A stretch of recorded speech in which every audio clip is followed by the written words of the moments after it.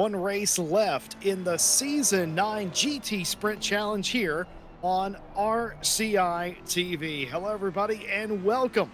Series finale. Welcome to Germany and the great Nurburgring. I'm Jesse Lee, joined by John Dalton for the final round of the series, with Stewie back behind the cameras at home this week. John, it is the last week of the season. There is a championship to be decided, and it's all going one driver's way thus far.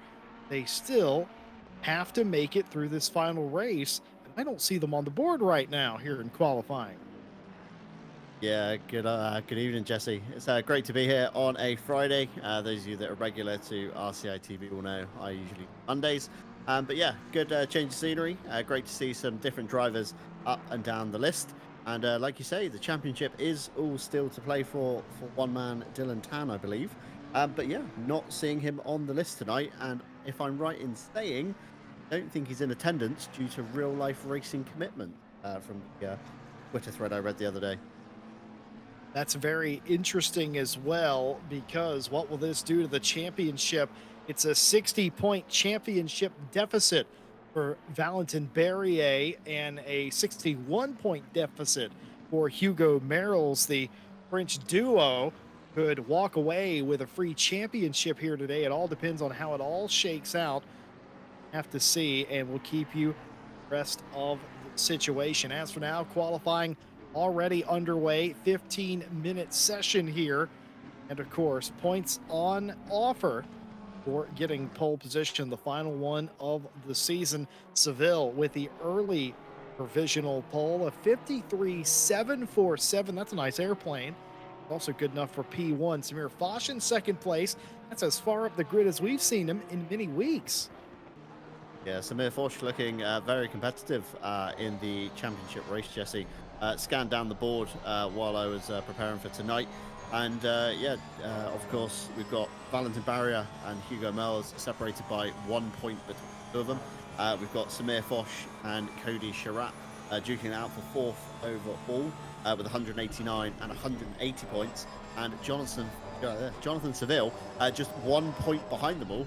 So yeah, it's all to play for tonight. And of course, we'll have a good rundown of the championship standings as qualifying finishes. But this man here, Jan Kilmes, on his run to the line, currently residing in P4, does improve slightly, jumps himself up into P2 with a 153.527. And Porsche's looking pretty strong in practice, Jesse.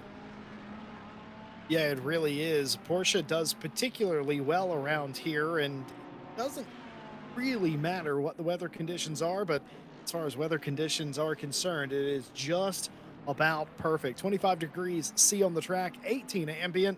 That's just about a perfect day any way you slice it. Valentin Berrier to the point. That is huge. A 53.235. If he was able to hold on for pole, that would mean he needs to gain 50-some points for the championship. Of course, a drop round is in play. We'll see just how big that is. But for Valentin Berrier, they know what they have to do this week, John, and that's win, baby, win. Yeah, that's all anybody ever wants to do is, of course, win. And, of course, when you've got your championship on the line, separated by a margin of points, every single point matters, including, obviously, qualifying result, fastest lap in the race, and where you finish overall. And we typically know that the Nurburgring GP Turn 1 is a classic pinch point, very similar to Monza. You end up kind of going 3-4 wide down the hill into the braking zone, and then before you know it, you're kind of shoved into a little bit of a funnel. So everybody is going to try and keep it as clean as possible, I like to say, on the start to maximise their points. As we see now, the Feral Kid racing car number 31 flicking through the chicane. Ahmet Sedar Kargulu currently driving, heading to the line, currently in P13. Looked very strong in practice in the Ferrari. Again, Porsche and Ferrari, two dominant manufacturers here. Small improvement up into P10 with a 154.497. 6 minutes left to play here in qualifying, and it's anybody's game up front. Samir Foch trying to ride an entire season of, I wouldn't call it frustration, it's just top fives, very solid racing, but never really in contention to win the whole thing. And today might be his chance to get a win. It's been a very long time. last I can recall from when Samir Foch was in a championship that he ran all the rounds and didn't get at least one win. That's how consistent he is. Could he be working towards that today? Currently on opposite pole for today's race. Again, climbs in third, Seville in fourth. Those cars all within just about half a second of each other, but then the gaps widen a little bit. But from about seventh place back to 12th, all of those cars within about a half of a second. A tenth here makes a big difference.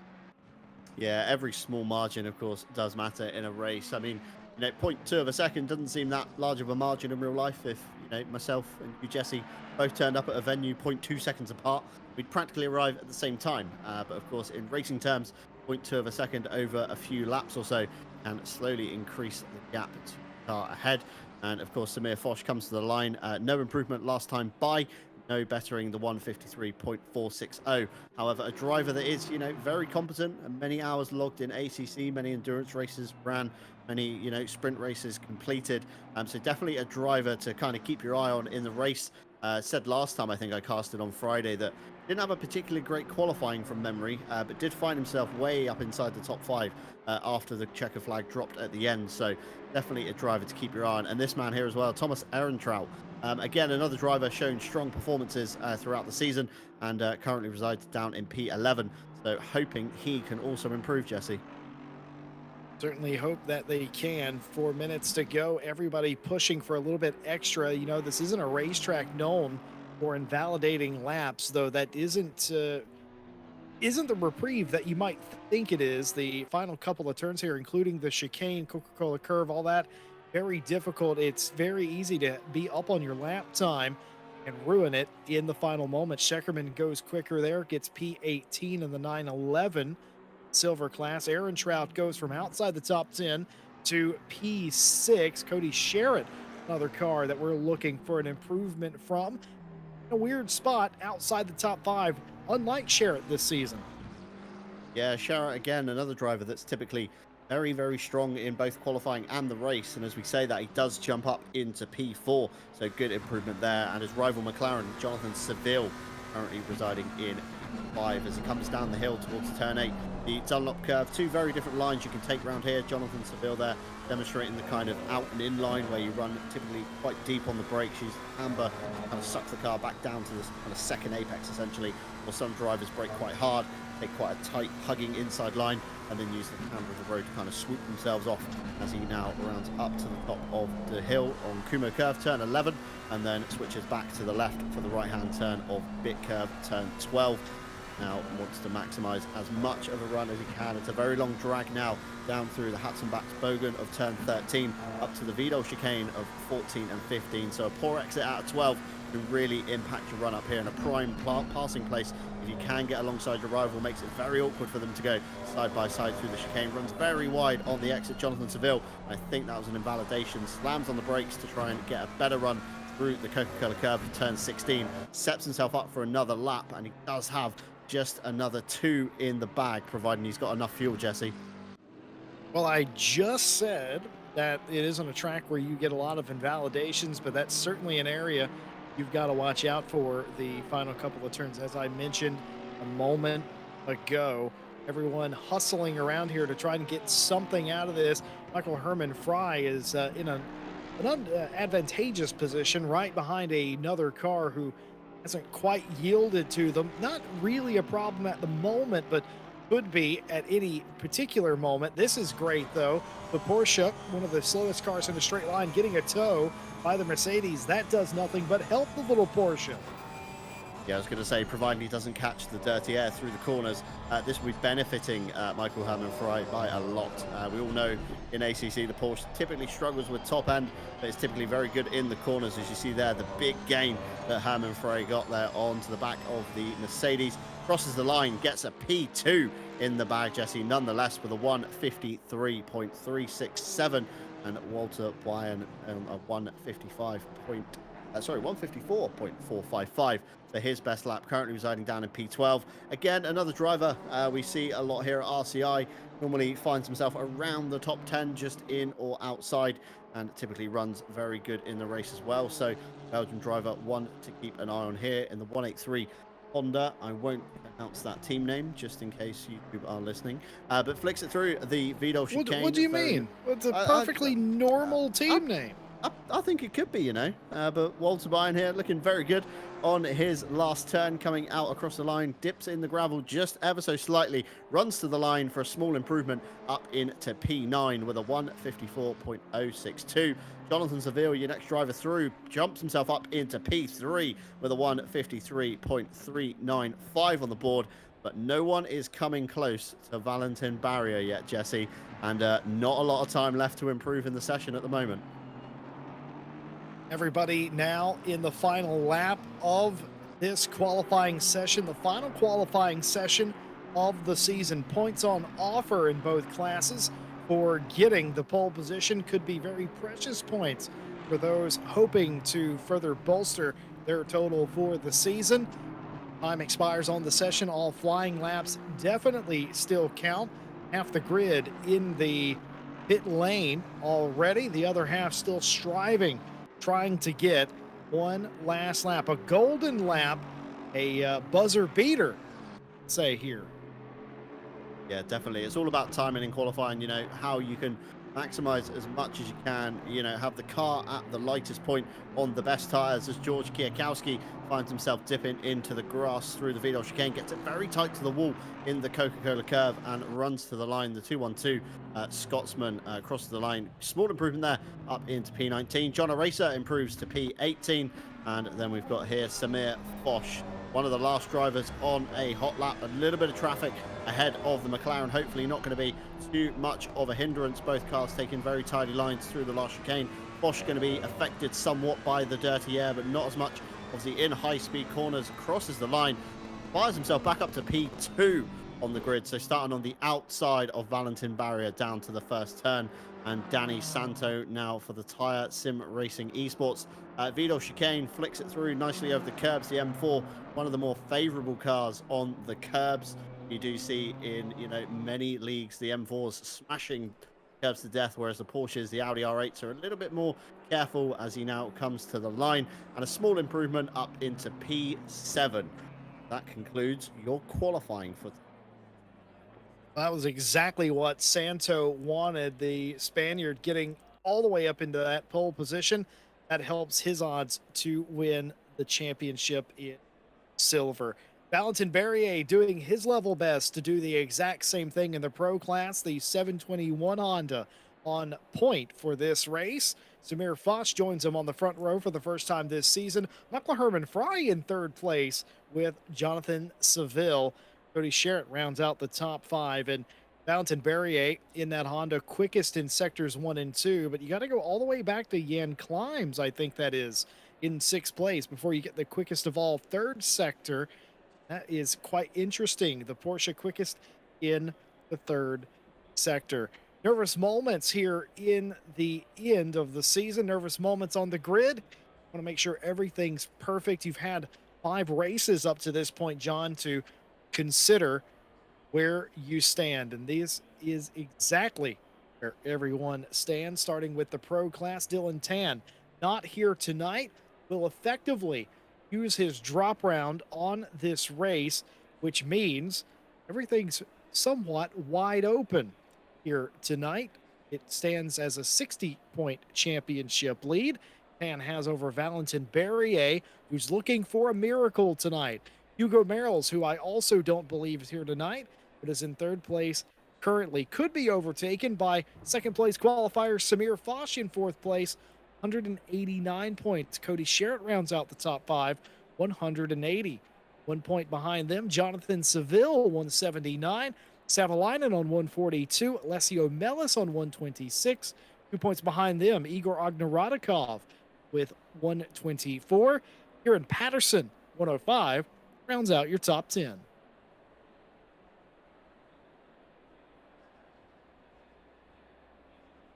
Outside the top 10, Peter O'Brien, 104, Wouter Billen, 101, Soldatov, 91 points, Aaron Trout with 73, John Arazer rounds out the top 15 with 66. Behind them, Michael Herman Fry, who looks to do a little bit of damage today with that excellent qualifying position on 58 points thus far. Radiati, 54, Gohan, 49, Sasha Death on 47, Jan Climbs rounds out the top 20, 46.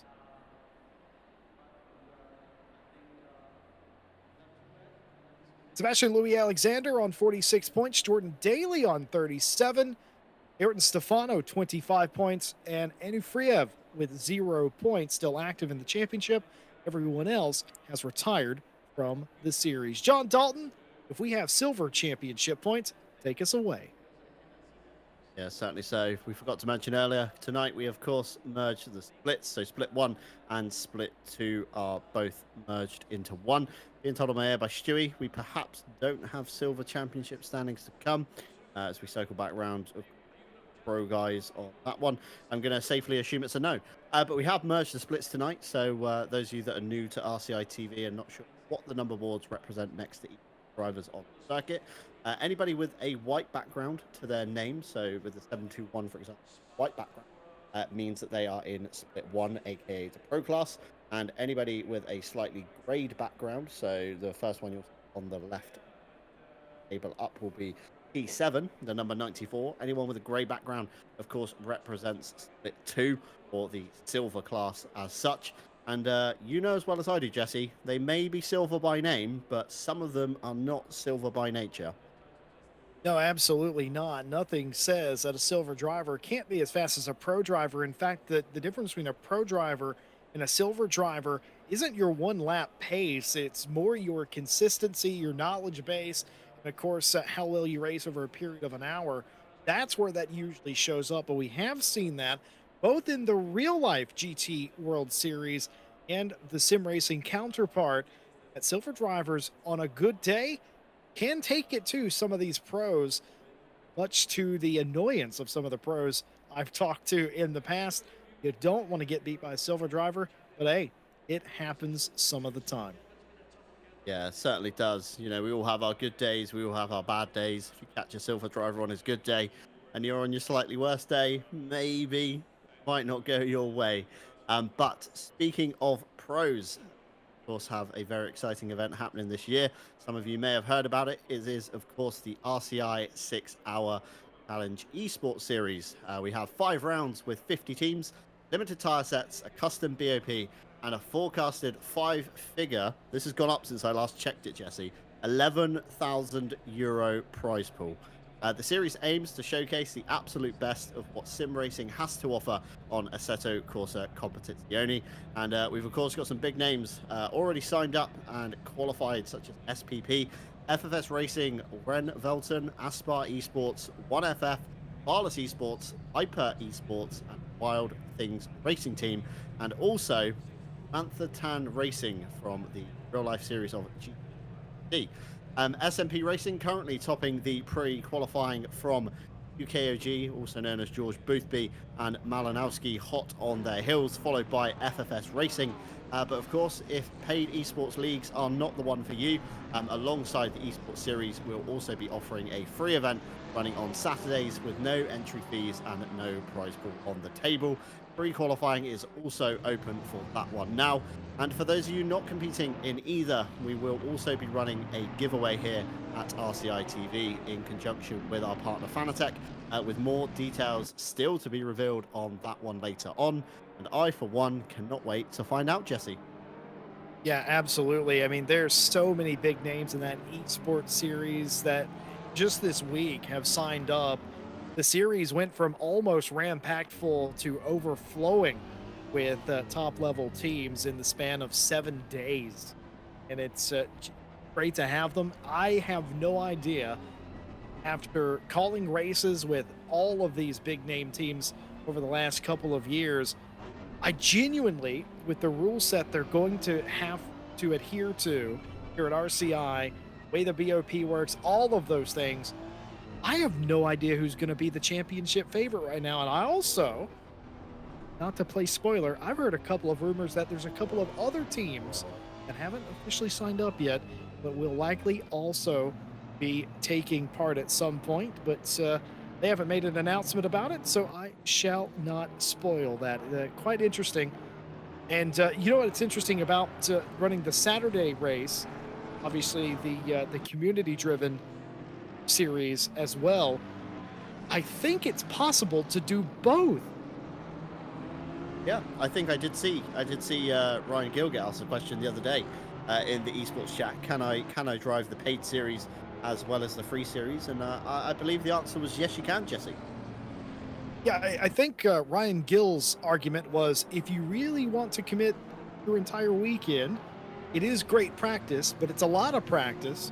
Um, a tune-up, if you will, on Saturday before the Sunday races, and I have been told that there is at least a couple of teams that will be doing the double duty this spring in that series. It's going to be incredible. Of course, we thank you all for being with us here on a Friday night as we get ready to go racing one last time.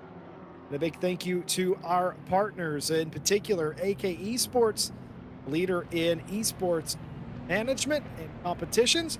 For more information on the services they can provide you, go to akesports.it. John Dalton, who's your money on coming to get the flag tonight? It's too close to call. Don't do this to me. Barrier looking very strong.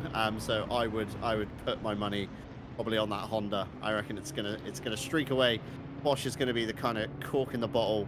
Fry's gonna have a stab at Foch. Seville's gonna get involved, and Sherratt's gonna lurk to try and take as much as he can. But as we go towards the green flag, Jesse, I'm gonna pass this one back to you.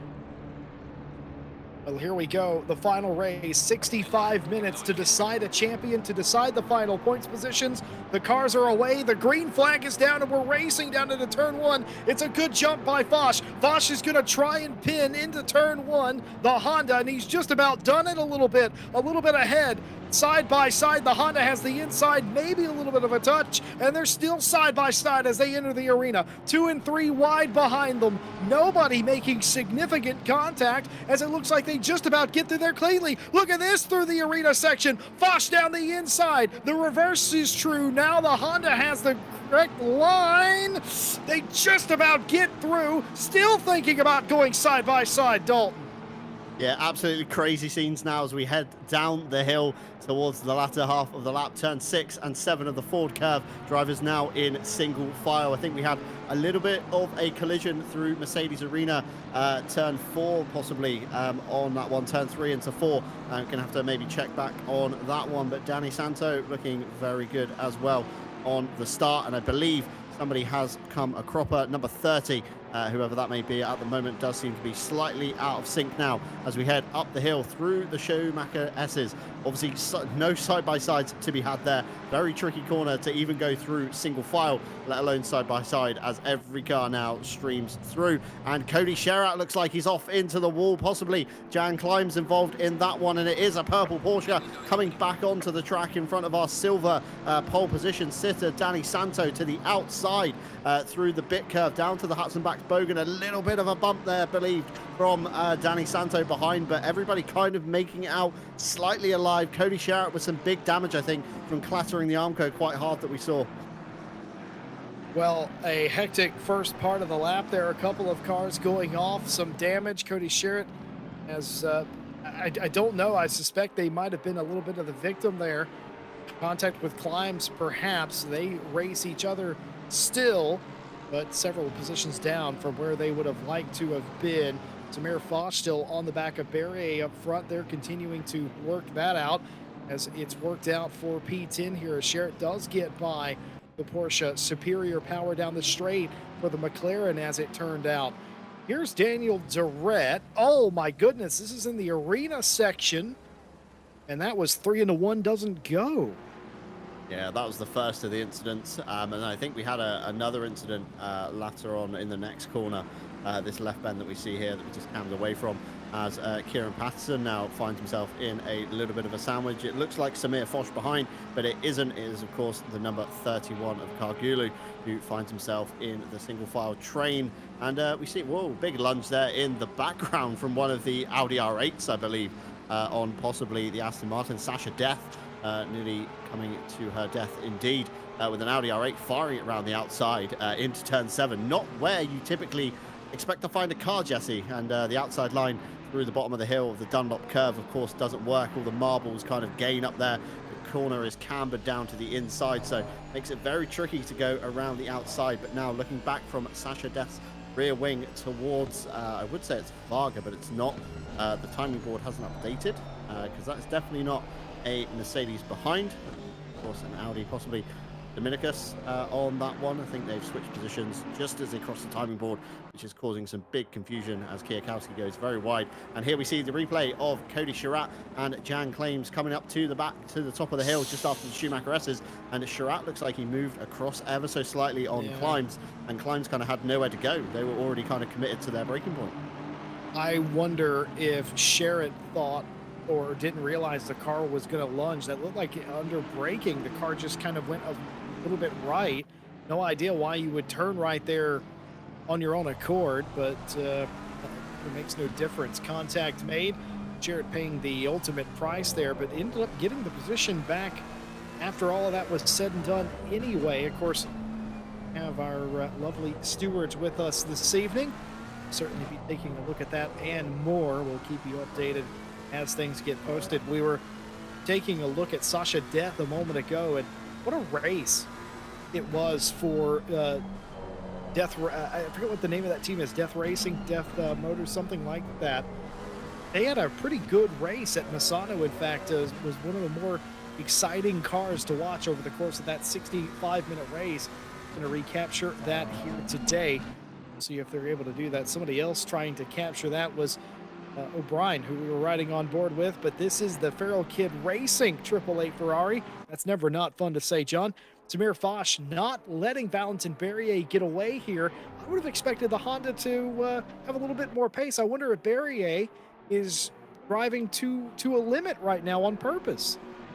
Yeah, it could be. It could be one of two things. It could be either Foch has underfueled the Ferrari slightly to try and make it that little bit lighter, to try and kind of gain an advantage, get past barrier for the race lead, and then kind of hold him up a bit on his progress, because the last thing you want to do is obviously watch your rival ahead of you just drive away for various reasons, whether it's outright pace.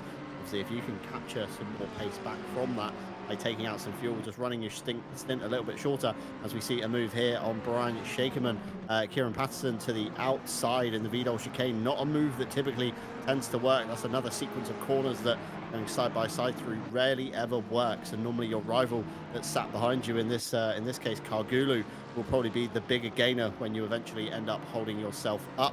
And Scheckerman there runs himself to the wall to try and break the toe of the McLaren behind. Knows the Porsche isn't that strong in a straight line, and look at the big gain Patterson has already got into turn 1. Porsche far superior on the brakes, manages to just about pull it up. A little bit of a rub maybe from Kargulu behind on the McLaren, looked very close as they apexed on turn 1. But I think Scheckerman is safe for the meantime, as the McLaren now looks to the outside, pulls himself back in. It's a corner where you want to be very careful, as we did speak about track limits earlier, Jesse. Mercedes Arena, typically the hot spot for them as you come round turn 2 on the exit, and turn 4 come out of the Mercedes Arena as well. Typically those two kind of pinch points where you do end up, and a little bit of dirty air wash there from the McLaren behind finds it struggling through turns 6 and 7 as they now run down to the Dunlop curve. And I think Brian Scheckerman has just about held on for another lap, Jesse. Sure has, and you know, something that doesn't really come up a whole lot, but I think could come into play here, especially if the trend that I've noticed continues. Going off the racetrack to arc it into a corner and gaining an advantage, stewards aren't going to like that. If they're able to catch that's going to be leaving in a track to gain an advantage. And even if you make the pass legally on the racetrack, you can't leave the racetrack to extend track limits to gain an advantage. We've seen a couple of dives thus far that could be very close, tantalizingly close to breaking the rules of the track bounds. So keep an eye on that, as Kargulu in the number 31 trying to get by Kieran Patterson, it looks like, right in front of him for 18th place. Unable to do so there, but absolutely piling on the pressure here early on into this race. John, I'm going to ask you a question I've asked every partner I've had this season. It's a 65-minute race. Talked a little bit about fuel. You might underfuel the car. We certainly know there's been a mix of strategy about the fuel this season and a mix of strategy about the tires as well. It's a very cool track, admittedly, this evening. Here, will anybody be changing tires in the pit lane? I reckon with the temperatures, Pirelli, of course, we know from experience, typically love the cooler temperatures. They tend to, retain their kind of peak grip level for a little bit longer than they do in the burning conditions like we saw probably a few rounds ago in this season. Obviously, qualifying was fairly hot in comparison to the track at the moment. So, I mean, it's a fixed refueling window. We've not really touched on the mandatory stop rules tonight, but of course we have a 1 hour, 5-minute sprint race with one mandatory stop with 1 litre of fuel to be added, but it is a fixed refueling time of 25 seconds. So regardless of if you chuck 1 litre to 10 litres to 20 litres, it's still going to cost you 25 seconds. And of course, tyres on top of that, Jesse, will only cost you an additional 5 seconds of stationary time in the lane. So got to weigh up, is the 5 seconds you gain on fresh boots worth losing the 5 seconds in the pit lane, or is track position going to be key? We know the Nurburgring typically trickier to overtake than most. You do have quite a few nice opportunities into turn 1, down to the bottom of the Dunlop curve, up to the Kumo curve, and of course into the last corner if you can get that run through the Vidal chicane.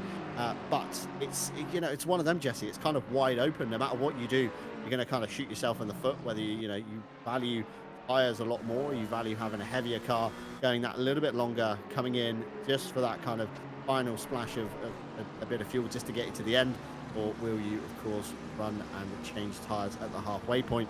Of course, like we see a few people do in the typical 1 hour races, you tend to run to the 30-minute mark and then, of course, bring it back with a new set of boots and another half tank of fuel, and then run for another 30 minutes. And typically, you tend to gain in the twistier circuits, so places like Suzuka and Zandvoort are obviously key for tyre grip. A lot of twisties, not many straights between the corners.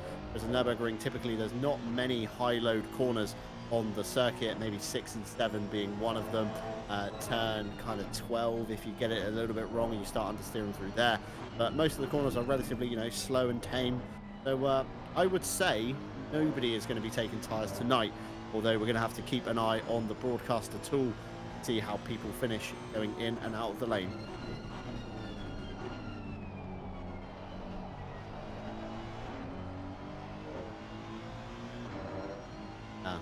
Being told in my ear that Jesse's internet is dying, so it's all up to me on the solo cast as we come back to Jan Climbs for the Verva Racing Team. Currently finds themselves down in P10, just behind the silver leader, and John Eraser with trouble in the Dunlop curve as we come down the hill. It looks like Patterson behind. Eraser breaks, Patterson breaks very deep and unfortunately runs into the back of Eraser. Eraser holds his brakes very well, stays stationary, although Kwiatkowski collecting him on the front of that McLaren, and we know how much the 720S is susceptible to aero damage.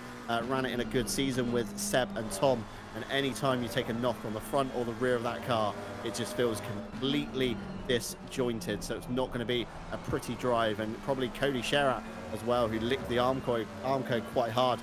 He into did what? The Kumo curve. He licked the arm code. We'll put my teeth back in. Into turn 11. Nice to have you back, Jesse. I'm assuming your internet is now playing ball with you.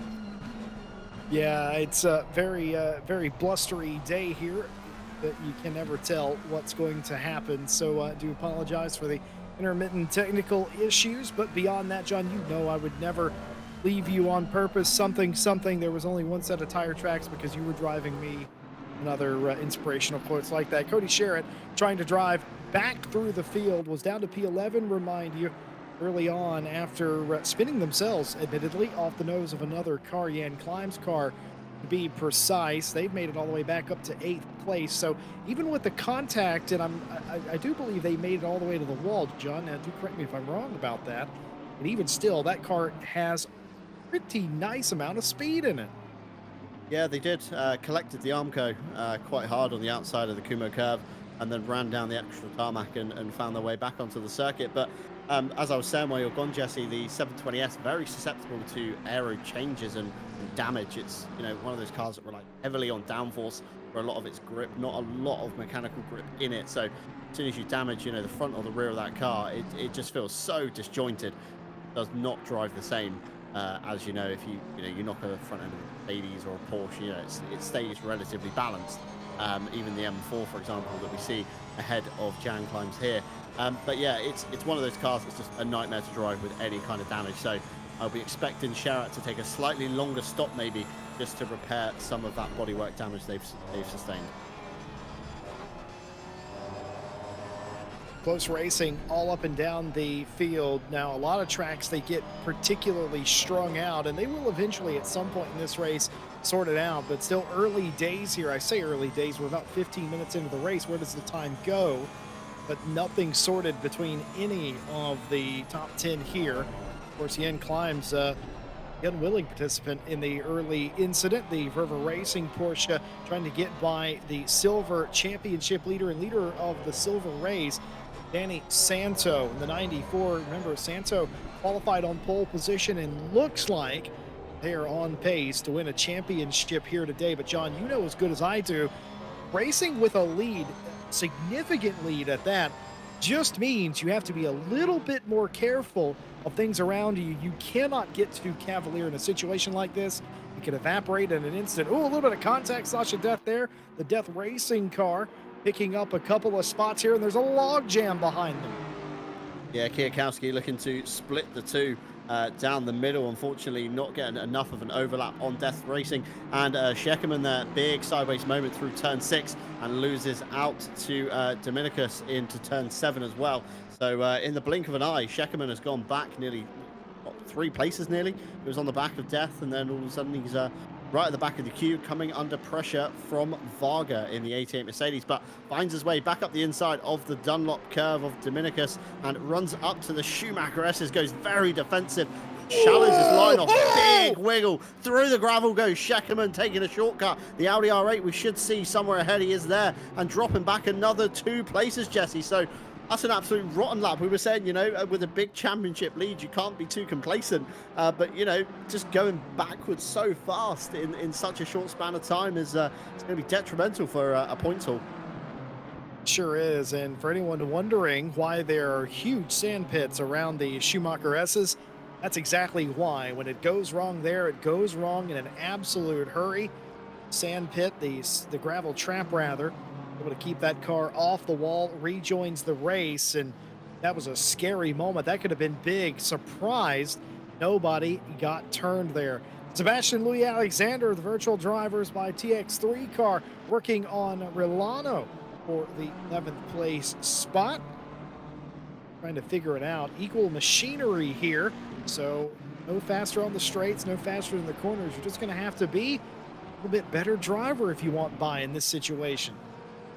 Yeah, it's one of those where, you know, we saw in our One Make series that we ran for 2 seasons on RCI Mondays, every kind of like inch of track you can gain on them, any kind of kilometer faster you come out of a corner is all for the greater good on getting past. So it's going to be very tricky for Sebastian Lewis Alexander to find a way past Rolano. Been driving with Rolano, sorry, on Thursdays in our British GT themed championship, and he's a very good driver, Jesse. Don't know why he's in silver. He's definitely a pro driver on pace and on consistency. So I would find this battle quite tricky if I was Lewis Alexandra. And speaking of the driver for the virtual drivers by TX3, he is racing with a headache tonight. He's said in the chat earlier on. He's suffering from a headache, but I'm guessing he's dosed himself up I was on going medication, to ask how you and he knew has that. turned up. Yep, I do see all the comings and goings on the ACC communities as we see Cody Sherratt now getting past Santo down into the Hatzenbach Bogen and completes it all the way into the Vidal chicane. We've now got Jordan Daly coming under fire from Stefano in the 98 McLaren, switches left, switches right, and all the meanwhile Svenček in the background is kind of lurking, waiting for the mistake to happen so he can capitalize on potentially gaining 2 overall positions. Although Svenček, being a silver driver, of course, will not gain any championship points from passing these 2. Yeah, of course, you're racing for your class, despite the fact that the splits were merged for the finale. You still only get points for beating other cars in your class. So this doesn't help out Svinček as they're going to go completely wide here. That might have been a move just to avoid making contact with the back of Ayrton Stefano. Stefano all over the back of Daly. Now, here's the thing about Jordan Daly. You've watched our races for a while. You know he is a tough driver to have to pass. Yeah, I've come up against Daly in a few events now, and yeah, he is a tough cookie to get by. You know, once you find yourself on the back of him, trying to get past him, especially in a car as big as the Bentley, isn't particularly easy, Jesse. And we look to the onboard cam now of Stefano. Just look at the size of that rear end of the Bentley coming down the hill to the Dunlop curve. It's impossible to see around. It's, you know, it blocks every single view. And if you've ever driven against that thing at Mount Panorama, going over the mountain is definitely not a fun experience, especially in a car as low as the McLaren. Ayrton Stefano, of course, in his, I believe I'm correct in saying, his first full season of racing here at RCI TV. He's done some impressive things. He's had some races that he'd probably also rather forget. He's trying to make sure that this is the former today, racing against a driver who's won a bunch of races in ACC alone, let alone all the other sims that participated in. And of course, an esports driver in his own right, Jordan Daly, absolutely going to school here as Ayrton Stefano. You can learn a lot by following somebody like that. What's happened to Kieran Patterson? And it's going to be was that a little bit of contact? I don't know if he actually made contact, but he's made the pass. That was pretty nice, even if there was a little bit of contact. Showing clean, John. No contact, easy peasy. Easy peasy McLaren squeezy, I guess, on that one. But yeah, it's definitely a good move to have. Coming up through the Schumacher S's, hinder your run slightly by dipping a wheel in the gravel, and that is the detrimental effect it can have on the pace. Of course, when you're going uphill, the last thing you want to do is lose momentum. And Jan Kleems now to the inside on the Mercedes Arena, hugs the curb on the Porsche, manages to drag the nose around and finds himself getting past Danny Santo. So now there is only one car separating himself from Rolano. However, both of them, Jesse, are teammates. So I'm wondering if Rolano is going to do a little bit of rear gunning in case Svinček does manage to catch up to them. And of course, they maybe make a pass and lose a few more championship points.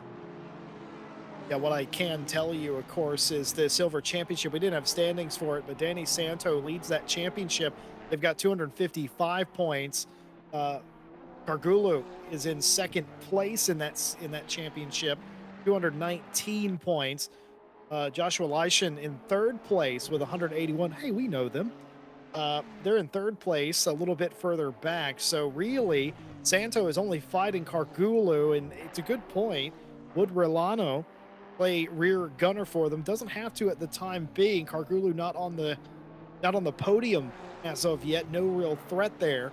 Speaking of all of that, I felt like Santo going wide, I thought initially was probably a mistake in the arena section. I don't think it was. I think that was calculated. Didn't want Jan Kleems, who was driving quite aggressively up the back side of him. Didn't want him back there. Felt it was safer to let him go. We talked about that a moment ago. Risk versus reward. I think Santo did the right thing there.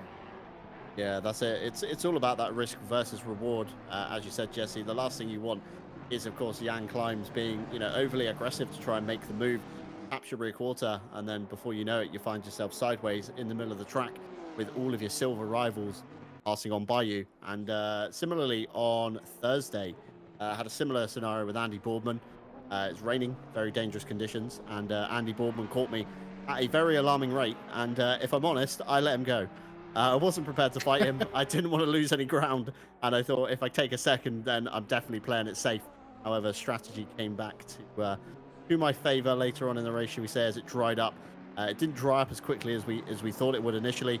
I pitted very late in the pit window for wets. Andy Boardman bought fuel, so had a much lighter car than me anyway at the beginning, and of course found himself on dries, trying to take that risk that, of course, the track would dry up and then my wets would burn up, and then obviously he'd catch me, but luckily stayed wet enough to make the wets survive. And now, Jesse, as we see a couple of 5 seconds lashing up down the left-hand side, it seems that Grim Lilith and their team of stewards tonight have woken up with some penalties. So we'll begin from the top with an incident on lap 1, turn 2, involving the 30, 481 and the 55, a racing incident. The 30 understeers into the 481 and takes themselves out. The 55 has unavoidable contact with the 30. We then have an incident on lap 1, turn 4, involving the 66, the 31, the 123, 5 seconds for the 123. Excuse me. The 123 has multiple incidents of avoidable contact with the 66 and the 31 car after rejoining the track. Caution is not taken for the incidents happening ahead of the driver. We then have an incident on lap 1, turn 8, involving the 66 and the 481. We have a 5 seconds for the car 66, forces the 481 off the track, position not returned. We then have an incident on lap 1, turn 3, involving the 94, the 183. We have a 5 seconds for the 183 for avoidable contact. We then have an incident on lap 1, turn 11, involving the 38 and the 329. The racing incident, the 38 closes the door on the 329, who did not have enough time to react, causing unavoidable contact.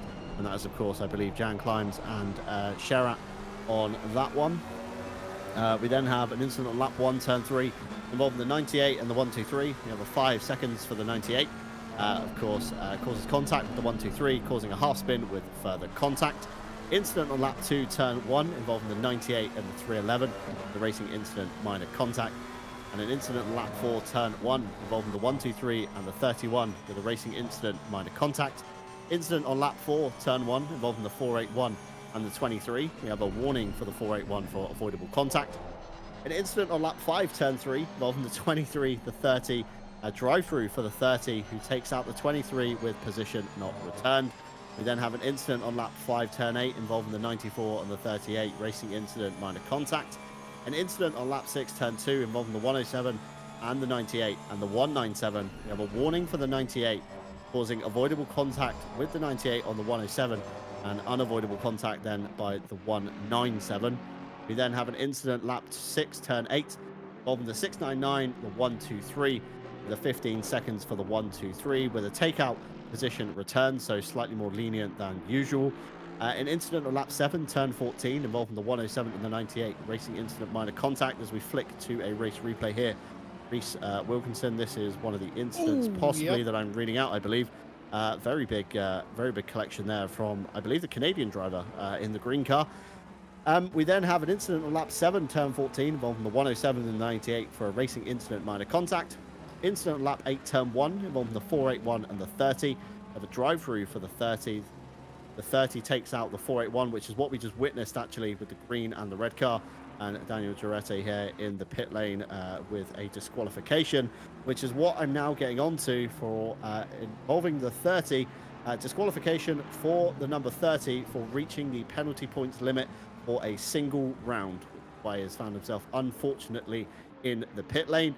And if you would like to improve your racecraft, of course, one of our partners, driver61.com, may be able to help you out with that one. You can, of course, save 25% off your driver coaching with them by heading on over to driver61.com and using our discount code in the link in the description below. And while I've been reading out all of that, Jesse, the 5 seconds are going to be served at the pit stops, and everyone is still yet to pit, with just over 38 minutes remaining. You know, I had a whole gag where I was gonna pretend to have fallen asleep, because that was quite a lot to get through. My hat's off to the stewards pushing those through. Grim, of course, handing us the slips of paper through the door, contactless delivery and all of that, of course. But what I am going to say is, did anyone else notice that he segued a disqualification into driver coaching, of which you can get 25% off by using our discount code link in the description? That was incredible, John. John Shilton strikes again, I guess.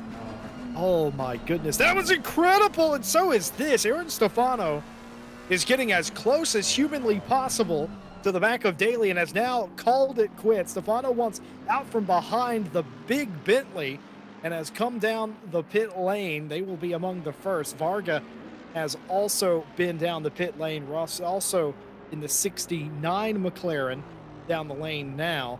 And that was strategic by all accounts, I could argue, because just didn't want to be behind Daly. And of course, losing time, as it were, in that position. We saw a little bit of this fight here. Michael Herman Fry in front of Jonathan Seville for Pulse Sim Sport. Pulse Sim Sport driver has caught Fry for third place. Hasn't been able to work out how to get around them just yet, but certainly on the cusp.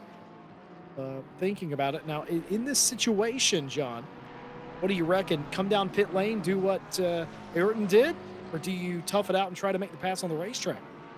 It's hard to say when you're in, such a tight position for, what is essentially the bottom step of the podium. You almost want to kind of mirror the guy ahead of you and see what he does on strategy, see how late you can run him to his pit stop versus how late you can go on your own pit stop. Whether or not you want to try, the undercut or the overcut, hitting just, that lap earlier than him or that lap later to try and get the, the fast in lap and the out lap driven in. The only thing you risk, of course, is you look at the circuit map, top left-hand corner, we've got the red dots. They're the drivers we're viewing now. And you look behind, there's quite a gaggle of cars. And the last thing you want as either Jonathan Seville or Herman Fry is to come out into the kind of pack, essentially, and then find yourself kind of, even worse off. And I believe they're about to hit some traffic ahead. The one of the Mercedes, trying to figure out who it is down the list. I think they're just outside top 23, the kind of Puma Spa 24-hour car of the ACA ASP team. So, you can even use traffic to your advantage. Kind of did similar in the British GT, use your GT4s to see how much you can gain on your rival. If they catch them in an unlucky place, then quids in. If you catch them, then, you've lost a little bit. And as they say, traffic giveth and traffic taketh away.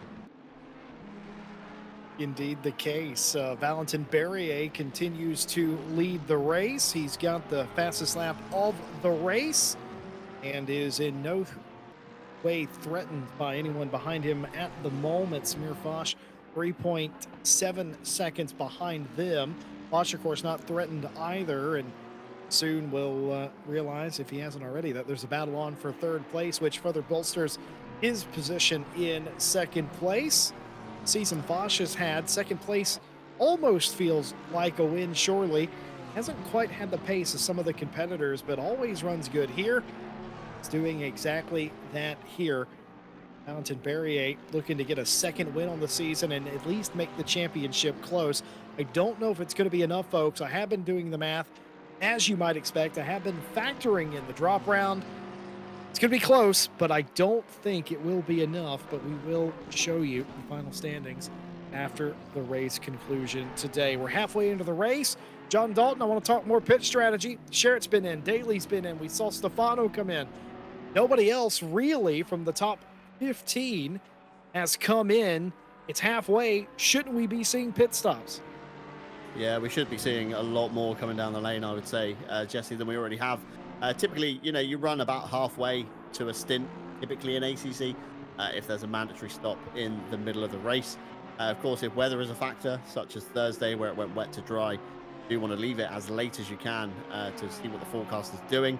However, tonight, of course, lovely conditions here at the Nurburgring GP, 11 air and 11 track. So we're going to see probably not too many drivers taking tyres. And looking down the pit timers from pit in, roughly pit in to pit out, the fastest stop we're looking at is about a 1:14. The slowest stop we've got on the board at the moment is a 1:28, of course, 1 minute 28, 1 minute 14. So anybody in the 1 minute 14s, I guess we're going to assume hasn't taken tyres. Anybody in kind of the 1:20s, 1:21s, chances are have taken tyres, and anybody over that more than likely has fixed some damage. And of course, Sherratt's time being a 1 minute 14, Jesse. I don't think he's fixed damage, and I don't think he's taken tyres either. And like you said earlier, that McLaren still has got a lot of pace. There's a big moment there from Brian Scheckerman through the Mercedes arena. Very well held off the back of Lation's Ferrari. And we're going to see a replay here from the helicam. Scheckerman behind, Layton ahead, and Scheckerman there breaks, and the back end goodness just overtakes the front, Jesse. It's like watching, D1 GP in Japan, but it's GT3 cars, and we're in Germany. Somehow the in-car camera made that look routine. Somehow the helicopter cam made that look absolutely insane. I will say, for the benefit of people that do enjoy drifting, they usually drift down the Dunlop hairpin, not up around that particular section. But I digress. It was an excellent exhibition nonetheless. Wouter Billen will come across the line. He'll be up a position or two. That's because the leader of the race, Valentin Berrier, has come down the pit lane. So has Michael Herman Fry. The pay window is starting to open, and so is the pit lane. Aaron Trout and climbs in the pit lane. Louis Alexander coming down. They waited about a lap longer than I expected them to, but here are a bunch of the front runners, at least from the top 10, coming in to serve their pit stop. Oh, there's been a big off here. Worse in the 69 car. Now they're already backwards here. So how? Oh, this was them rejoining. Okay. This is a long way, and that is a very expensive lawnmower. Yeah, very expensive lawnmower indeed with the 720S Ibiza racing car as Valentin Barrier now comes out of the pit lane. He has a car ahead of him of Scheckerman, although we saw how much Scheckerman was struggling with rear end grip in the last lap, so Barrier should make light work of dispatching him. And meanwhile, Samir Foch is just heading up through the Schumacher S, and in the background there, Jonathan Seville.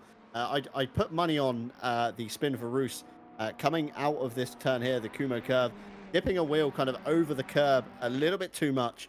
McLaren snaps you one way, you catch it, it fires you the other way, and before you know it, you're on the inside grass doing a little bit of lawn mowing for the Nurburgring owners. And Samir Foch now up to the Vidal chicane. He's seen his rival ahead pit last time by. We're right on board now with the helmet cam, glaring sun in the driver's face. Very hard to see the apex, Jesse, on the last turn. You've kind of blindly got to aim the car at it almost and just pray that you don't hook it too far over the curb, that you're going to, have a nose on into the pit wall, such as a certain M4 GT4 did in 24 Hours of Nürburgring that one year.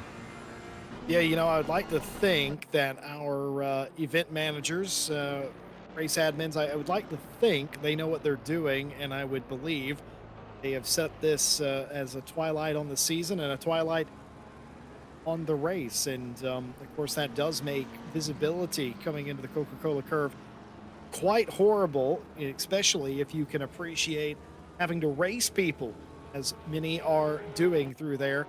It is basically, as you say, completely blind, and especially if you have the glorious bloom settings turned up in your sim, it's an even worse for you. And it's even bad from here. It's not even eye level, and it's a lot of sun. Now that will go away in about 15 minutes time, so they're not going to be dealing with that the entire rest of the way. It is a problem now. You have to deal with it, but it will not be a problem in just a little while. You mentioned earlier about Cody Sherritt not fixing the damage on the car. I agree with that call, John, because it didn't really mess up the pace of that car. A knock on a McLaren usually does create some sort of deficiency in the downforce department. Cody Sherritt is having absolutely none of that. Drove back inside the top 10, was continuing to get positions, and is looking for another one right here on Aaron Trout.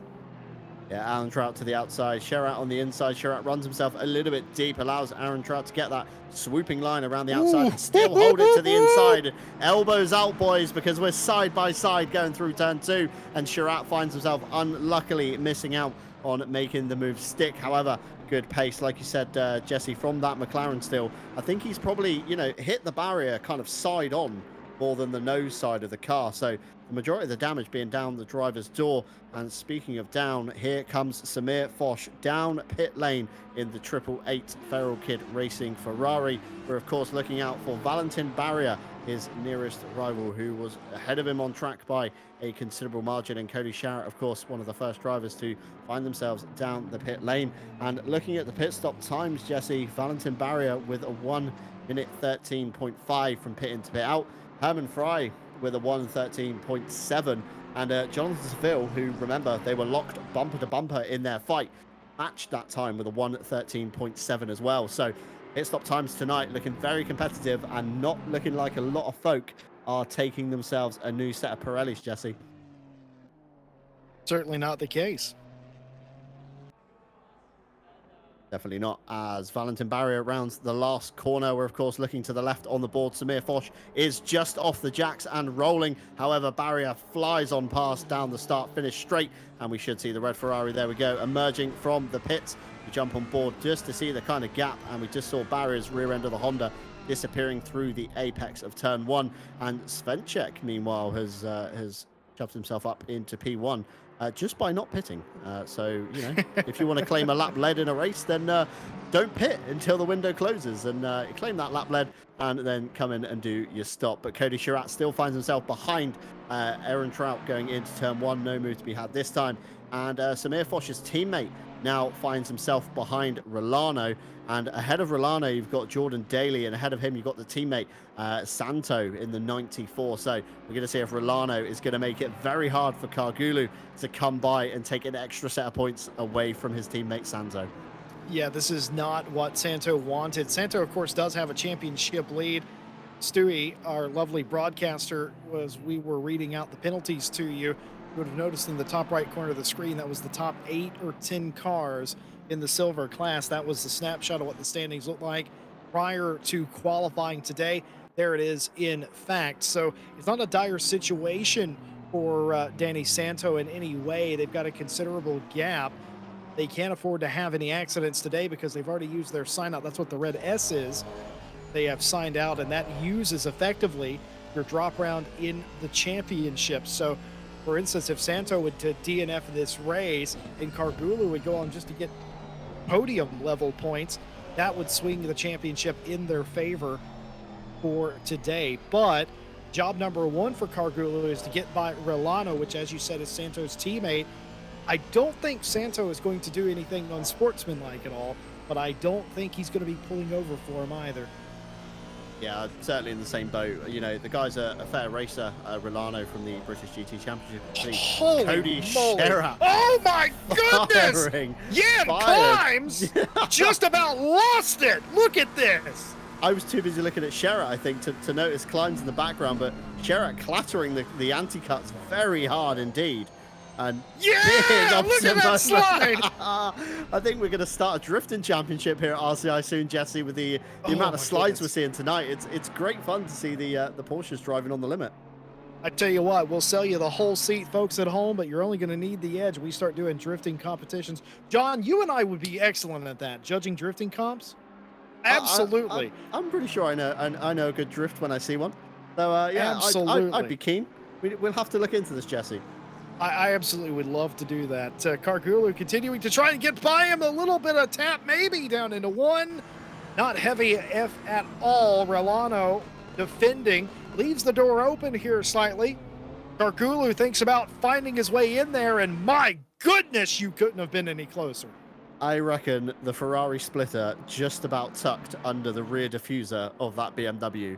And that is the only way those two survive, because that looked very, very close to contact. And we know how sensitive ACC can be to, especially front to rear contact. That would have been no doubt a spin for Rolano if contact was made. So Cargulu just about, I think, keeping the Ferrari out of the rear end of that BMW. And we now ride on board one of our drifting competition entries. I think Scheckerman deserves one of the spots in our championship as we ride on board with him in the Porsche. Still looking to the back of Lation's Ferrari. Lation, of course, quite high up in the championship, although this round maybe not going to his favor, despite Samir Foch obviously showing a strong Ferrari field at the front. Lation finds himself down in what is essentially P4 of the split two guys, and Scheckerman obviously P5 behind. And now we flick forwards to Cody Chirac with Aaron Trout. Again, still can't find a way past Jesse, as Svenček now is one of the last cars to come down the lane. Certainly is. Svenček, who, remind you, was third place in the silver class prior to the cycle of pit stops starting. They will have been going long in hopes to do the overcut here and maybe get back in closer contact with Rolano or the like. But keep in mind, Cargulu had a little bit of a gap between himself and Rolano and the like, and they've caught up in their pit stop. The 31 Ferrari has done. So we'll have to see where it all shakes out for Svenček. He could very easily find himself behind this entire group, as my point. Cargulu could be in third place by just having a good pit stop at the time. But I just want to go back to a couple of laps ago, coming through the chicane, what we saw there. We saw Cody Chirac go big style over the curb, but we also saw Climbs slide through there. What caused that? What happened when all of that shook down? Well, it was because of the line Aaron Trout took. Aaron Trout took a direct line through there and used the Aston's ability to bang off the curbs. The McLaren can't do that, but Chirac followed him through there, absolutely nailed the curbs. Climbs got distracted by the car in front of him as well. Follow the leader, as you are well aware of. And that's what caused all of that. It was because they were all focused on the car in front of them and they weren't spotting the curbs. They couldn't spot the curbs because they were too close to each other. Yeah, it's the only problem with, essentially pack racing. The kind of two cars ahead of you end up blocking the view of the road ahead. And Case in speaking point, this you can't blocking the road, exactly. yeah, you really can't see past the Ferrari at all. And Scheckerman is kind of having to drive to what Lation is doing ahead. So, like you said, Jesse, when Aaron Trout, of course, abused the curbs such as you can in the Aston Martin, the mid-engine platform, McLaren didn't quite like it. And Jonathan Seville now finds himself on the grass trying to find a way past Herman Fry down into turn one. Herman Fry runs a bit deep, allows Seville to get back alongside. The outside line into turn two is not the one you want, and you see there buckets of understeer for Jonathan Seville. Slides out from the apex and can't get the turn in on that McLaren, but dives straight back again on the brakes. Look how strong the McLaren is. And then the Porsche, of course, pulls away again on corner exit. But obviously, Aaron Trout abusing the curbs on the Aston. Sherat thought, I'm following this guy. I'm going to do the exact same. And of course, in that car, you cannot. And Jan Climbs probably did the same. However, saw the amount of curb that Sherat took and probably backed out a little bit, I would say, which of course upset the balance completely of that Porsche and sent the rear almost past the front. And that's the only problem with the Porsche here. It's one slight lift, and it's a very unstable car. Especially in the Schumacher S's, as we saw Scheckerman earlier. Slight lift on entry, and before you know it, the rear's overtaken. You've caught it, and then you fire yourself off the road. But very lucky drivers, both Scheckerman and Climbs, to be able to catch that car. And Scheckerman not only catching it, once in the Schumacher S's, but catching it again when the rears decided to brake a little bit harder than the fronts behind Lation, and nearly found himself sideways through the Mercedes arena as well. Lucky, but also talented, I think, too, because that's muscle memory. You learn how to catch a Porsche by getting it wrong. It's the same way. Nobody jumps in a drift car and immediately can pull 45-degree angles. You have to work up to it. You have to learn the car. You have to understand what the limit is, what steering you need, and everything. Same thing with a Porsche. It's the same thing with every car. You got to learn what the car's limits are, where your limits are, what you can and can't get away with. You get that car control that we've seen exhibited by a couple of the Porsche drivers today simply by knowing where that limit is. And the only way to know where that limit is to get really tantalizingly close to the limit, perhaps going over it. Cody Sherritt trying not to go over the limit, but trying to find the inside. Nothing doing there. It's an absolute logjam down into turn number one. Aaron Trout not giving up the inside again. Over-under move here from Cody Sherritt, trying to get the move done. He's a little bit further ahead, but there's contact again for the second lap in a row in the arena. Sherritt back a position, back to where he started out. Here comes Jan Climbs back into the picture, and their line astern again, but a second lap in a row, a second contest into the arena, and a second contact. Somebody's going to be frustrated, and it's Cody Sherritt on the blinkers. Yeah, it's definitely going to be very frustrating for Sherat to, have the move kind of stick and then all of a sudden be kind of elbowed out the way. As we watch on board a race replay here, Sherat to the outside through turn one, gets a much better drive. Aaron Trout still well within his right, defended the inside line, and Sherat maybe just turning in that a little bit too soon.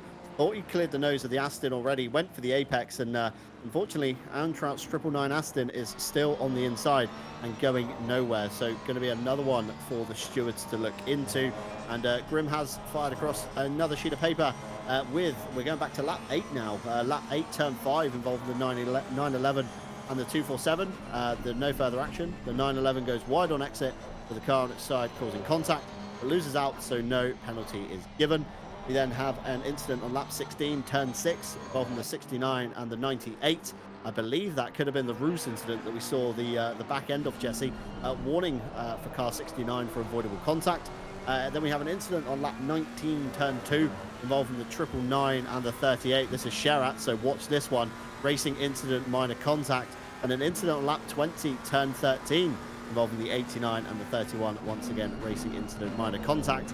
However, we know if the stewards are seeing repeated offences, they will start dishing out penalties to these drivers, Jesse. They sure will. 2 warnings nets you a 5-second penalty automatic. You get 1 free warning, and then if you do something that is a warning for a second time, another infraction, so to speak, then turns into a 5-second penalty. And I saw it last weekend, the first round of Night Owl. I saw something I had never seen prior to that, and that was a car getting 2 5-second penalties for 4 warnings. I had never seen that in my entirety of broadcasting here at RCI, but it happened. They got 10 seconds worth of penalties. As incredible as that was, it's frustrating as a driver because getting a warning is a very minor infraction. Admittedly, I think everybody gets a couple, you know, and it's just they amount to something. Doing those little minor mistakes in contact. We were talking a little bit about the driver's car control. You know what else helps with good car control, John Dalton? I know where this is going, Jesse. This is going to a partner segment again, isn't it? It sure is. You know, good hardware is tantamount Indeed. to good driving as well. And the folks over at Digital Motorsports has everything you need to succeed in sim racing. All the top brands, your one-stop shop. Doesn't matter if you need one piece or an entire new rig, they've got you sorted over at Digital Motorsports. And while you're there, be sure to check out their sim rig builder. You can build your sim rig from the ground up to your specifications. That's incredible over there at Digital Motorsports. Check them out, link in the description. And do you know who else does great high-end hardware, Jesse? Enlighten me. Another one of our partners, of course, Fanatec, one of the leading brands in dedicated sim racing hardware. You can, of course, check out our affiliate link in the description below. And it, of course, won't cost you a single penny if you are looking to pick up some new hardware. However, it does help us here with the running costs at RCI. So if you are looking to do so, please click our link down below. As we come back to this fight, Jesse, Ehrentraut, Sherat, and now Bayern is coming in to the fight as well. And this is what we were talking about. You know, fighting with your rivals, it's great and all. It makes great broadcasting. It makes, you know, great conversation. I'm having a lot of fun, but I'm not in the car. But I'm not in the car either. But this has allowed, of course, Bayern to catch the back of this. So it's now turned a 3-way fight into a 4-way. And all of these guys, of course, competing for the Split 1 championship. So every point they can muster will be gained here. As we now look towards the back of Herman Fry, still Jonathan Seville on the back end in the 97 Pulse Sim Sport McLaren as they head up the hill towards the Schumacher S's. Sun blindingly bright over the top of the hill. We see the kind of haze in the top left-hand corner of the picture. Looks like Seville struggling slightly through the Schumacher S's. Looked a bit messier. Herman Fry's line looked much cleaner, but the McLaren looks a lot better on the brakes. And then the Porsche, of course, with the big engine unit over the rear wheels will, of course, be much better on corner exit. But Seville is running out of time, Jesse. Just under 15 minutes to go. Both drivers, of course, have made a pit stop of similar time. So there's no time or position to even be gained in the lane now for these guys. It is all going to come down to what they can do on the track. It really is. And keep in mind, oh, it's a big haul for Jonathan Seville, the Pulse Sim Sport car, able to regain control there through the bumpy grass before getting to the Coca-Cola curve. And they've just about saved their entire race because of it. It is still game on for P3. What I was going to say was, Fry and Seville have fought each other this entire race. Nothing in it between the pit stops between the two of them. This is going to have to be settled on the racetrack. So is this right behind that battle. Ehrentraut still leads Sheridan Climbs. Ultra Billin has joined that fight as well. It is a 4-way for this position. Oh, it's a huge lunge by Jan Climbs. That will lose time. Will it lose a position? No, it will not. But that was a huge lunge. Was that self-defense there? Or no, that was just missing the braking point. I think it was just lack of concentration, Jesse. He'd been staring at the back of Gerard's car for so long that he kind of thought, you know what, I'm not going to brake for turn 1. I'm going to brake far too late.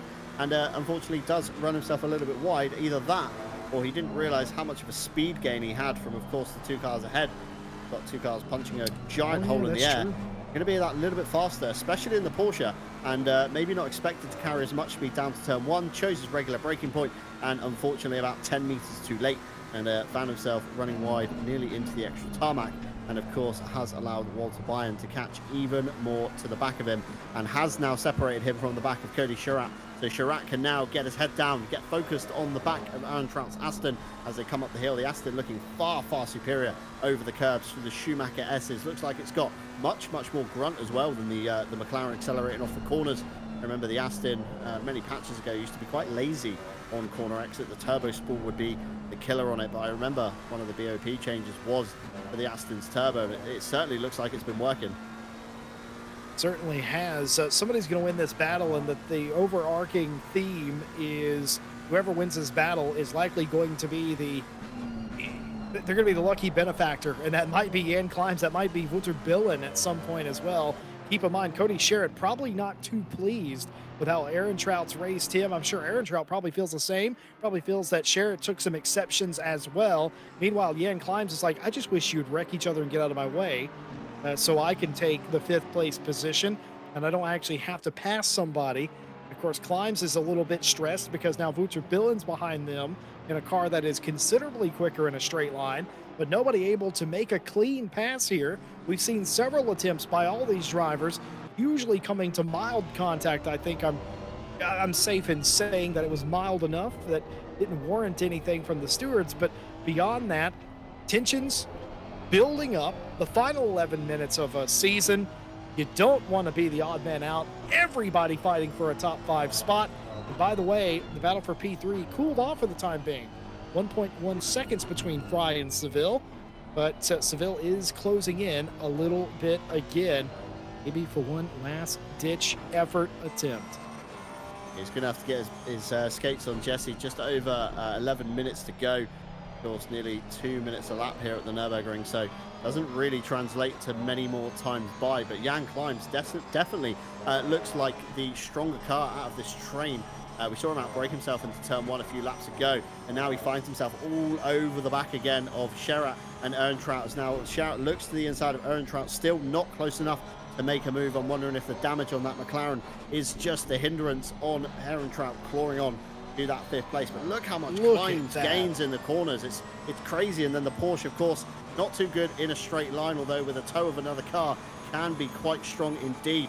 Darts out to the left, looks towards the Vidal chicane, gets a reference point of where he needs to be, pulls back over to the right to, of course, slingshot himself through cleanly, and a big dab of opposite lock on the transition. It's crazy scenes right now from riding on board Jan Climbs. I wish I could stay on this car for the next 10 minutes, because I guarantee we're going to see more action now as Aaron Trout moves to the right to try and break the tow. Sherritt is straight away out to the right with him as well, and Climbs follows suit as it now goes to turn 1. Aaron Trout goes defensive. We've got a great view of the move. Sherritt to the outside, squeezes on the apex, very, very tight on corner exit. Has Sherritt got enough for the overlap? I think he does. It's very, very close, Jesse, between the two guys through turn 2. Gives Sherritt the inside into 3. But if Aaron Trout can wrap it around the outside, it then becomes the inside into 4. I think the Aston has just about clawed on. Still remains on the inside now as we run through turn 5. The Little King, and Climbs is now right on the back of Sherritt. He's bumping him through, Jesse. We've now got Bayern on the outside looking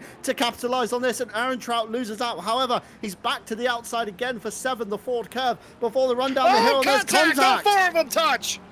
All 4 touch, Jesse. Sherritt backs up, Aaron Trout into the back, Climbs into the back of him, and Bayern, I believe, into the back of Climbs as well. Super close racing. You literally can't call this. And now Sherratt's broken free. He might just run away with it, Jesse. 9 minutes to go. A little bit of a cork in the bottle was Aaron Trout. Now Sherritt out in front finally. A little bit of contact there. They all stacked up and concertinaed together, and now they all spread back out apart. Wouter Billen thought about going around the outside to maybe gain a spot. Wasn't nothing doing, but they were 2 wide, 2 rows deep, and that was very exciting stuff. It all almost came to tears, but didn't in the end. A little bit of contact, in my opinion, doesn't really hurt anybody. Sherritt finally able to get around, and that pass started in turn 1. It ended in turn 7 or 8. 7, just before the Dunlop curve. My goodness, crazy scenes. And I just want to turn your attention to the stewards' reports, Jesse. Read out the last batch, and we then have an incident on lap 24, turn 4, on the 38 and the 999 racing incident minor contact. After that, we then had an incident on lap 25, turn 3, involving the 999 and the 38. We had a warning for the 38 for an excessive dive bomb, and Danny Santo here finding his way through the last turn. Pink McLaren off behind. Not quite sure what we're seeing here, but something has piqued Stewie's attention on that one. Possibly just a little bit of a weird replay there. O'Brien maybe going back down the field. He was just inside the top 10, I believe. Now finds himself P11 overall. Svenchek and Daly side by side now. The Bentley on the inside, Svenchek around the outside, looks very close, gives him a tap Oh! on the outside of the Mercedes arena. Daly not going to be best pleased by that. It's going to certainly rile up Daly. I know he can be a very passionate driver when he gets going in fights, and Svenchek is no slouch. I'll vouch for that. Oh, it's a big save! Oh, It's a contact. tap! Oh, the Bentley goes around. Uri Svenchek goes into the corner a little hard, and the Just Gamers Bentley goes around, and that is not what you wanted to see. It was a good battle up until that point. Defensive driving from Daly, but I can't see anything that would lead me to believe he did anything wrong there, just a wrong place. When Uri Svenchek was trying to dive bomb late on the brakes, and it hasn't come off.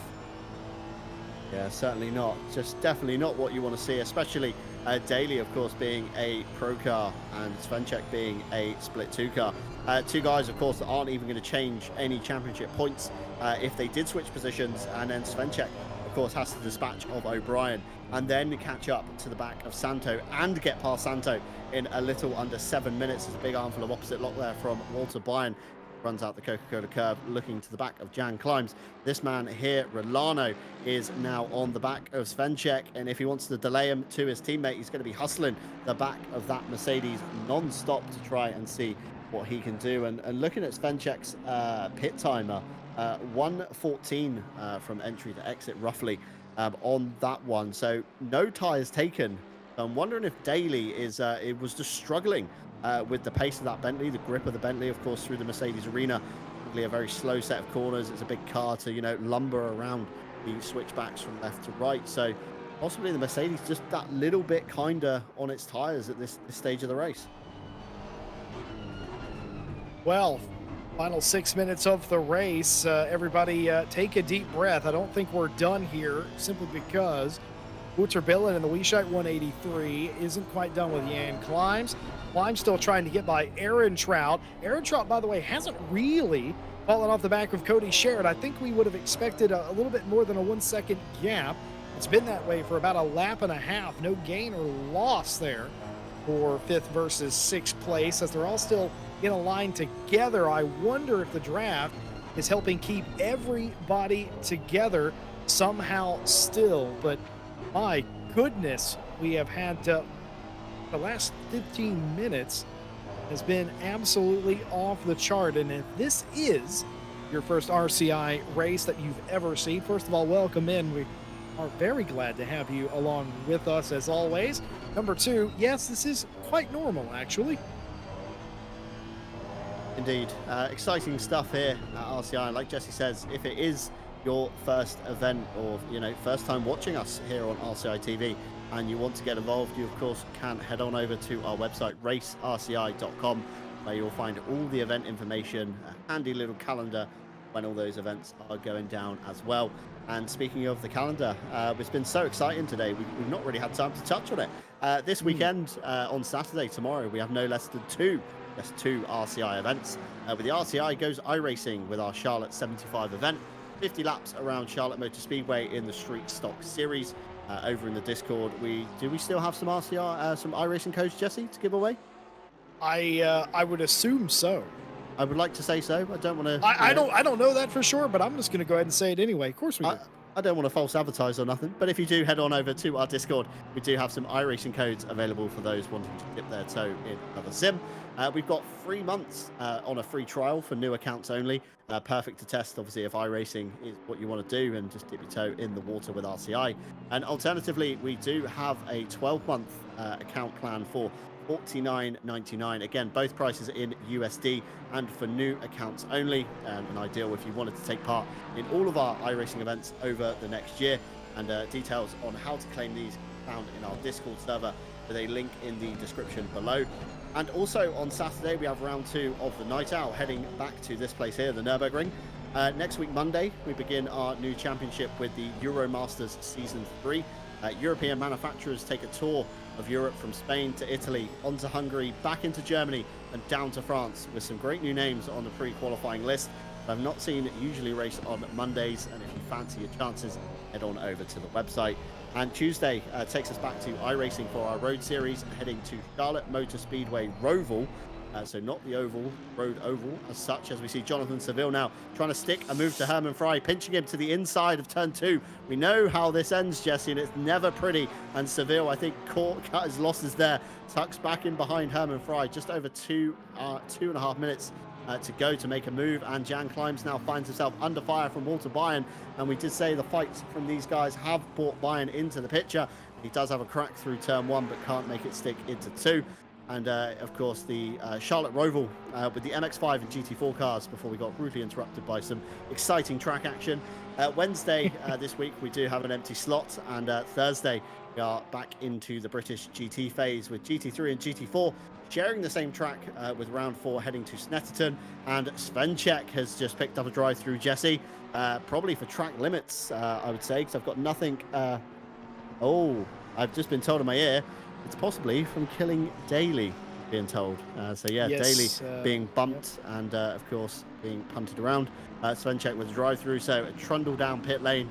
Could see him hopefully slip behind Daly in the standings, but absolute rotten thing to get this late on in a race. And the Thursday sums up our week for next week. Of course, Friday we are not here, and of course Saturday Night Owl does become another thing with round 3 next week, as we see now finally some more stewards reports coming through. Lap 29, turn 6, involving the 38 and the 329, a racing incident, minor contact. Lap 29, turn 7, involving the 999, the 38, the 329, and the 183, where we saw everybody kind of accumulating up together as Bayern gets very close and maybe even rubs the back of Climb. He definitely did. Into the Vino chicane. I did see a little twitch from the Porsche there and a big sideways moment nearly through the chicane. We see Dust being kicked up ahead from Earntrout, and Bayern is still keen to get by. And he has got another lap to do it, Jesse. So turn 1 might be the place to do it. Slipstream, we know the Honda's good in a straight line. The Porsche isn't so good in a straight line. So let's see, can Walter Bayern set up a move to turn 1? Climbs goes to the inside, Bayern to the outside. We flick back to Helicam. Earntrout ahead. Be very careful. There's not a car in your mirrors, Earntrout, as you turn in. Bayern's made it stick around the outside. A little bit of a wiggle. Brings him back in line for turn 2. Side by side they go again. Climbs to the outside. Bayern to the inside. Of course, Bayern's going to have the inside for turn 3. And if Climbs can stick it around the outside, he's got it. He's done it. He's just edged him out enough just to disrupt the line of the Porsche, so he hasn't been able to stick it around the outside and claim back another position. But back to the stewards' reports, the concertina effect we saw was deemed a racing incident by the stewards, so no penalties to be handed out there. We then have an incident lap 30, turn 2, involving the 197 and the 107 for a racing incident, minor contact. We then have an incident on lap 30, turn 5, involving the 197, the 107, the drive-through for the 107. That's Svenček you see in P12. And finally, as Valentin Barrier rounds the last turn, incident lap 33, turn 16, involving the 329, the 183, deemed a racing incident, minor contact. And this man here, Valentin Barrier, takes your race victory here for the final round at the Nurburgring for the Brabhams Esports team in the 721 Honda NSX. This man here, great performance, Samir Foch for the 888 Feral Kid Racing, comes across just under 12 seconds away. Very noble attempt at even putting it to Barrier. Barrier with some excellent pace this evening here tonight. And Jonathan Seville, although ahead on timing, has surrendered the position back to Fry. So possibly gained that kind of unethically, shall we say, maybe with a little push to pass, maybe a little bit of elbows out. But fair play to the Pulse SimSport driver for showing kind of honoured and saying, you know what, my bad.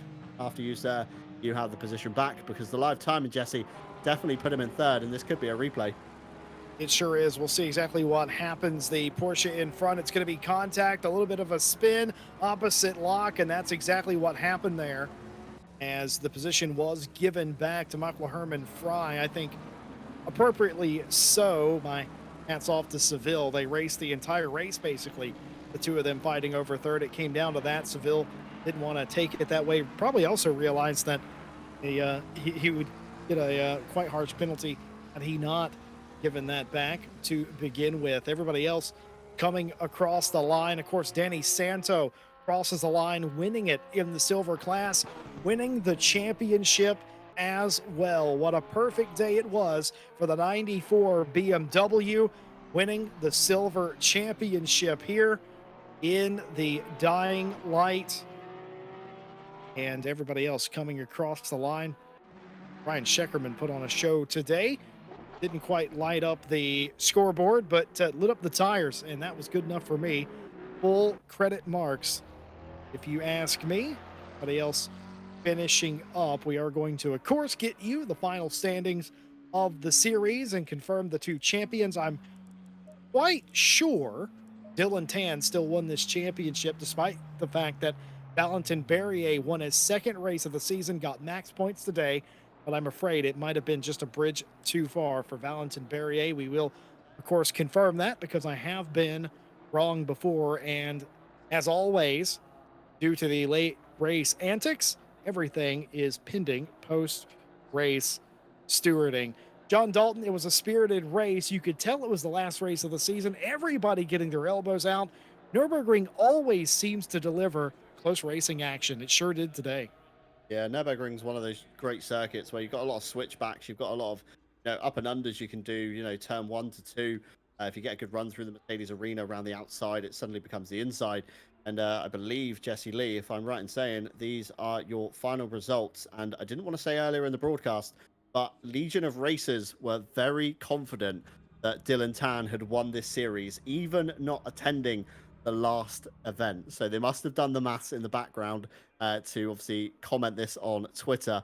But yeah, I definitely read it. And yeah, Dylan Tan, unfortunately, away with real life racing tonight. So unfortunately, cannot be here to claim the honors.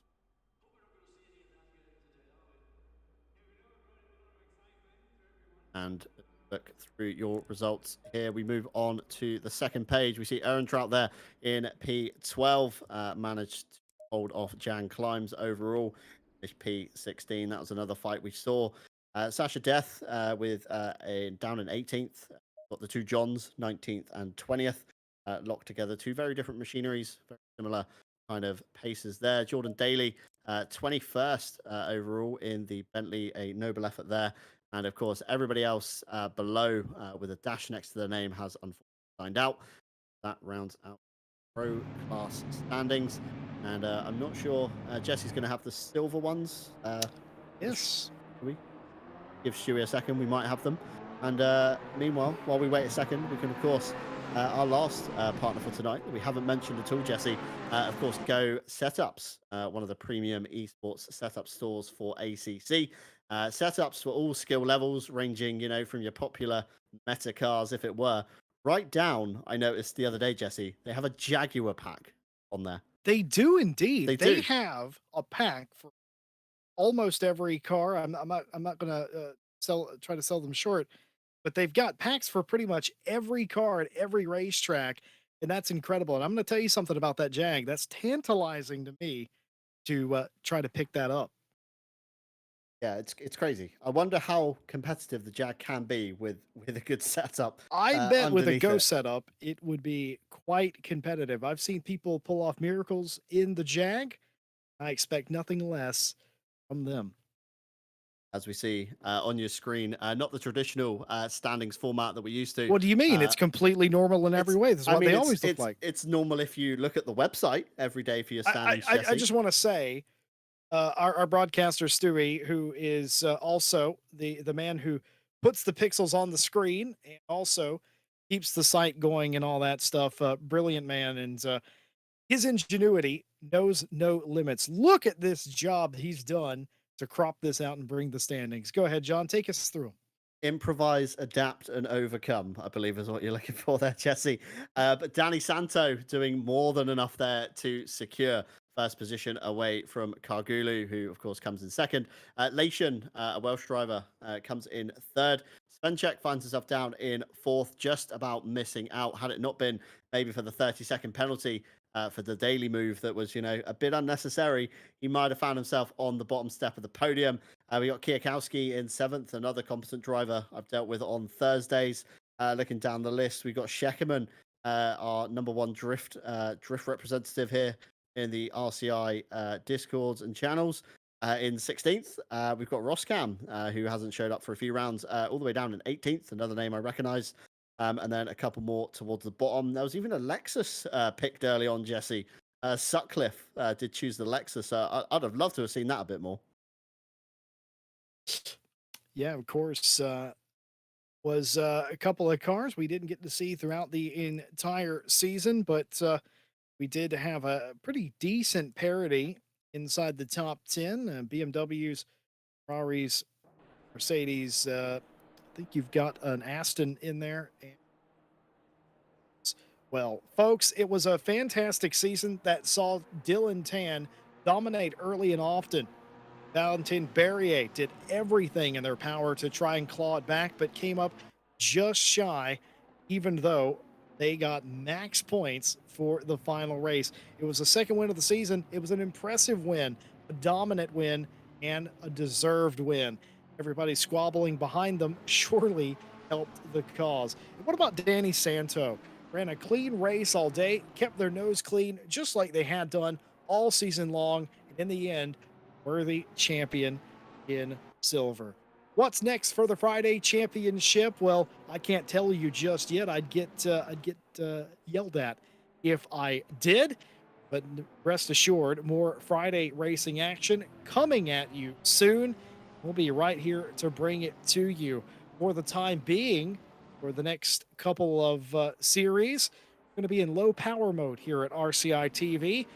Do our very level best to bring you at least one stream a week, maybe two if we're lucky. It all depends how it shakes out. We appreciate your likes, subscribes, everything that you've been doing. Thank you all for using the affiliate links in the description. We tell you about our fantastic partners every week.